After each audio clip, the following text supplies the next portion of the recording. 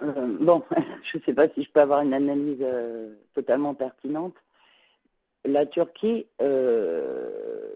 considère que les Kurdes ne sont pas autonomes. Les Américains appellent la Turquie, qui est malheureusement membre de l'OTAN, et ça c'est quand même une incongruité complètement historique, c'est tout à fait scandaleux. Je ne comprends même pas que les gouvernements successifs de Turquie, il n'y en ait aucun qui se soit retiré de l'OTAN, parce que l'OTAN est un traité entre les Américains et l'Europe, et en fait complètement contrôlé par les Américains au moment de la guerre froide en vue d'agresser, on va dire, l'URSS. Donc, la position de la Turquie, j'irais, moi, par rapport à mes opinions en tout cas, et la manière dont je vois le droit international, elle me paraît assez logique. Donc, les États-Unis font pression sur la Turquie.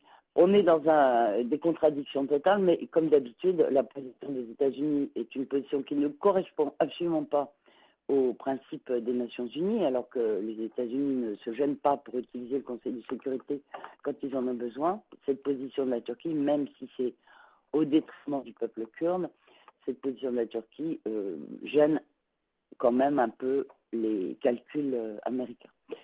Je voudrais quand même dire un mot sur la position de l'État français que je trouve absolument pitoyable et scandaleuse, d'avilissement devant les ordres des États-Unis, et la France ne s'honore pas, enfin une fois de plus malheureusement, mais je crois que c'est encore pire que d'habitude, en obéissant à des ordres qui ne servent absolument pas l'intérêt de la France, à savoir de se mêler d'une agression qui vient des États-Unis. Bon, je sais bien qu'il y a un grand déploiement politique de plusieurs côtés, mais moi je persiste à considérer que les États-Unis, enfin le monde se porterait mieux si les États-Unis n'avaient plus aucun moyen d'intervenir ailleurs dans le monde, parce que les choses se régleraient comme elles doivent se régler entre gens de grande culture.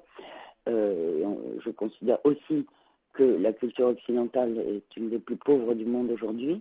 Donc, ces agressions militaires systématiques qui sont de faux prétextes en fait pour conserver le contrôle de ressources qui sont considérées comme prioritaires, et deuxièmement, toujours pour servir les intérêts de l'entité sioniste.